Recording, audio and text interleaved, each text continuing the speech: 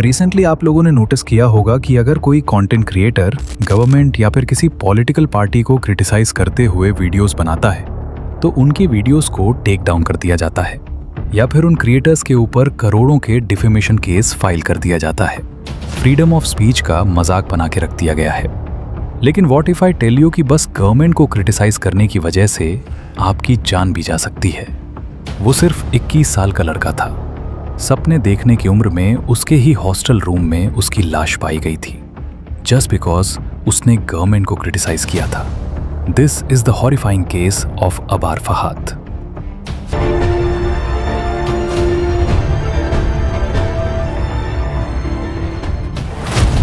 7 अक्टूबर 2019 बांग्लादेश के चौक बाजार police station में एक कॉल रिसीव होता है। कॉल पर बांग्लादेश छात्रा लीग का एक लीडर था जिसने पुलिस को इन्फॉर्म किया कि उन्होंने शेर ई बांग्ला हॉल यानी Bangladesh university of engineering and technology college के बॉयज़ हॉस्टल के अंदर किसी एक्टिविस्ट को पकड़ा है एंड उसे तुरंत वहां से ले जाना चाहिए।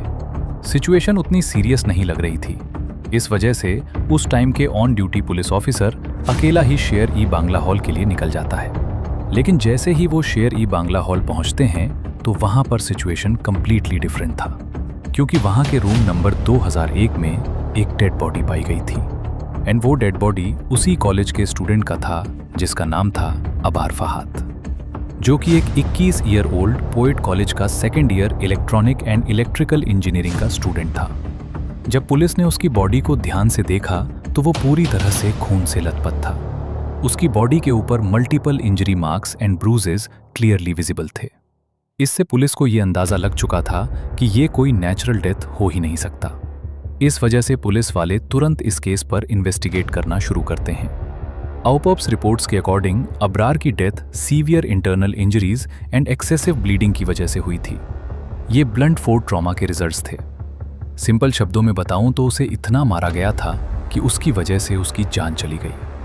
वाइल इन्वेस्टिगेशन जब पुलिस वालों ने उस हॉस्टल का सीसीटीवी फुटेज चेक किया तो सारा का सारा सच सामने आ गया एंड यही सच जब दुनिया वालों के सामने आई तो दुनिया वाले प्रोटेस्ट करने लगे। रोड्स ब्लॉक कर दिए गए हैं ताकि अबरार को जस्टिस मिल सके। आखिर ये अबार फहाद था कौन और उसके साथ ऐसा हुआ क्या था? अबरार फहाद का जन्म 12 फरवरी 1998 में बांग्लादेश के राधानगर में हुआ था। उसके फैमिली में उसके पेरेंट्स और उसका एक छोटा भाई था। उसकी मॉम रुकिया खातून एक हाउसवाइफ थी एंड उसके डैड बरकतुल्ला ब्राक बैंक में काम किया करते थे। अबरार बचपन से ही काफ़ी ज़्यादा एम्बिशियस एंड टैलेंटेड स्टूडेंट था। उसके एकेडमिक रिजल्ट्स इतने स्ट्रॉन्ग थे कि उसे Dhaka university, Dhaka medical college जैसे टॉप इंस्टीट्यूट से एडमिशन ऑफर किया गया था।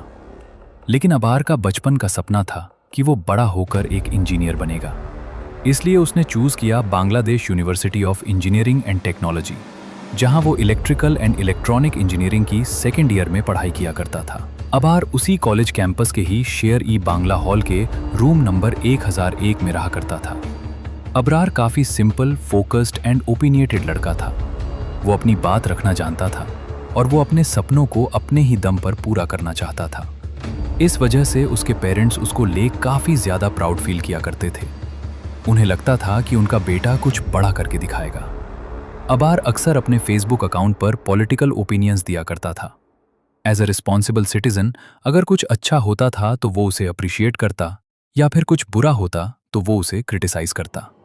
लेकिन वो कहता है ना, 1000 अच्छाइयों में से एक बुराई निकाल लो तो वो खटकने लगता है। ऐसे ही ऑन द डेट ऑफ 5 अक्टूबर 2019 के दिन अबरार ने गवर्नमेंट को क्रिटिसाइज करते हुए अपने फेसबुक अकाउंट पर एक पोस्ट किया था जिसमें उसने इंडिया एंड बांग्लादेश के बीच हुए बटरल एग्रीमेंट को लेकर सवाल उठाए थे, जो कि प्राइम मिनिस्टर शेख हसीना के 4 डे ऑफिशियल विजिट के दौरान साइन हुए थे। उसने मोंगला पोर्ट का इशू उठाया। उसने लिखा कि 1947 पार्टीशन के बाद जब पाकिस्तान ने इंडिया से कोलकाता पोर्ट को यूज करने की परमिशन मांगी तो इंडिया ने परमिशन रिजेक्ट कर दिया, लेकिन आज इंडिया खुद बांग्लादेश के मंगला पोर्ट को यूज करना चाहता है। वहां पर वो आयरन ही दिखा रहा था कि इंडिया खुद किसी को कुछ देना नहीं चाहता एंड वो किसी और से सब कुछ मांग रहा है। एंड उसने ये भी लिखा था कि कुछ साल पहले नॉर्थ इंडिया ने अपने रिसोर्सेज को प्रोटेक्ट करने के लिए कोल एंड स्टोन को एक्सपोर्ट करना बंद कर दिया था, लेकिन आज भी बांग्लादेश इंडिया को गैस एक्सपोर्ट करता है। इवन उनके ही कंट्री के कुछ फैक्ट्रीज गैस के शॉर्टेज की वजह से बंद पड़े हैं। एंड में उसने लिखा था कि क्या दूसरों के लिए सब कुछ दे देना ही खुशी है, क्या खुद को भूल जाना ही सैक्रिफाइस है। अबरार ने इससे पहले भी गवर्नमेंट को क्रिटिसाइज करते हुए काफी सारे सवाल उठाए थे, लेकिन ये सवाल कुछ रूलिंग पॉलिटिकल पार्टी के लोगों को पसंद नहीं आया। अबरार लीव पर अपने होम टाउन गया हुआ था।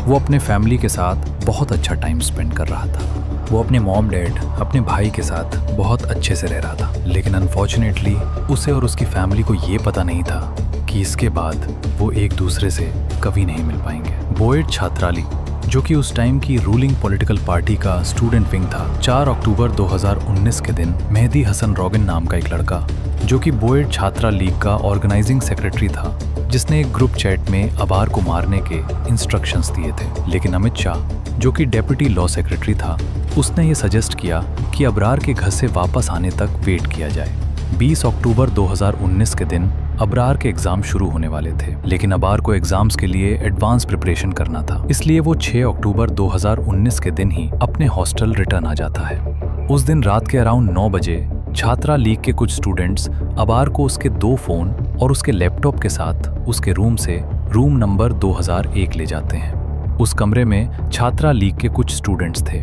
पहले अबरार के फोन एंड लैपटॉप्स को चेक किया गया। वाइल डूइंग दिस, अबरार को मेहदी हसन रोबिन लगातार स्लैप कर रहा था। बाहर से दरवाजा बंद कर दिया गया था ताकि अबरार उस कमरे से बाहर भाग न सके।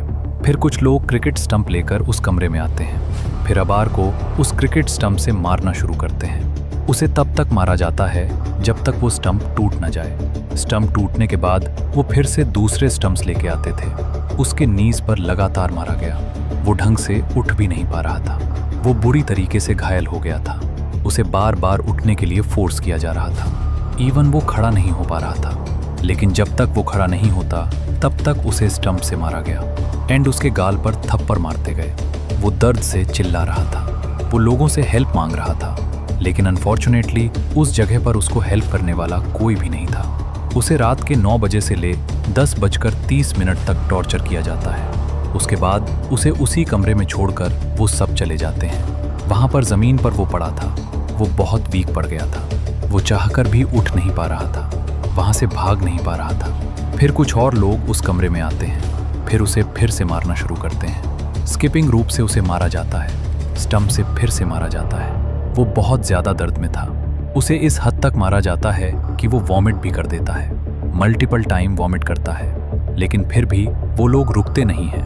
उसे मारते जाते हैं। उसे 11 o'clock तक मारा जाता है। फिर उसके बाद उसे उसी कमरे में छोड़ दिया जाता है। उस कमरे का दरवाज़ा अब खुला था, लेकिन वो चाहकर भी वहाँ से भाग नहीं सकता था, क्योंकि वो चल ही नहीं पा रहा था। वो उठ ही नहीं पा रहा था। उसने सेवरल टाइम वॉमिट किए। वो ढंग से सांस नहीं ले पा रहा था। फिर उसे कुछ लोग रूम नंबर 2005 ले जाते हैं। वो चलने लायक बचा नहीं था। इस वजह से सब लोग मिलकर उसे उठाकर उस रूम से दूसरे रूम ले जाते हैं। वहां ले जाकर उसे फिर से टॉर्चर किया जाता है, लेकिन इस बार हालत बहुत बिगड़ गई थी। वो बहुत वीक पड़ चुका था। अब उन लड़कों को भी ये रियलाइज हो चुका था कि अबार की कंडीशन बहुत ही ज्यादा बिगड़ चुकी है। इस वजह से उस कमरे में रखा एक मैट्रेस पे उसे लेटाकर उस कमरे से ग्राउंड फ्लोर तक ले जाया जाता है। वेल दिस, ये लोग पुलिस को कॉल करके ये इन्फॉर्म करते हैं कि उन्होंने एक एक्टिविस्ट को पकड़ा है। उसे तुरंत वहां से ले जाना चाहिए। लेकिन जब तक पुलिस वहां पे आती एंड अबरार को रूम नंबर 2005 से ग्राउंड फ्लोर तक ले जाया जाता, तब तक अबार ने अपनी आखिरी सांस ले ली थी। जब वो ग्राउंड फ्लोर पर पहुंचते हैं तो अबार सांस नहीं ले रहा था। वो घबरा जाते हैं। वो तुरंत एम्बुलेंस बुलाते हैं, लेकिन एम्बुलेंस टाइम पर वहां पर नहीं आ पाया। इसलिए वो बुएट मेडिकल सेंटर से एसोसिएटेड एक डॉक्टर को अपने हॉस्टल बुलाते हैं, लेकिन डॉक्टर ने अबरार को डेड डिक्लेयर कर दिया। उसी दिन वो घर से हॉस्टल आया था। उसने अपने मॉम डैड को उसी दिन बाय बोला था। उनसे आखिरी बात उसी दिन हुई थी उसकी। सोचो, उसके मॉम डैड को जब ये पता चला होगा तो उन्हें कैसे फील हुआ होगा। सोच के ही बहुत बुरा लगता है। ये पूरा इंसिडेंट उस हॉस्टल के सीसीटीवी कैमराज में कैप्चर्ड थे। सबूत सामने थे। क्या सबूत होने के बावजूद उन लड़कों को सही मायने में सजा मिला? Total 25 people were convicted in a bra murder case, जिनमें से सारे के सारे बुएट कॉलेज के स्टूडेंट्स थे एंड छात्रा लीग के मेंबर्स थे। ऑन द डेट ऑफ 8 दिसंबर 202, कोटे ढाका स्पीडी ट्रायल ट्राइब्यूनल 1 ने इस केस से एसोसिएटेड 20 स्टूडेंट्स को डेथ सेंटेंस सुनाई एंड रिमेनिंग 5 स्टूडेंट्स को लाइफ इम्प्रिजनमेंट की सज़ा सुनाई गई। यहाँ पर ये केस क्लोज हो जाता है। इस केस के बारे में जान के आपको क्या लगा वो आप कमेंट सेक्शन में बता सकते हो।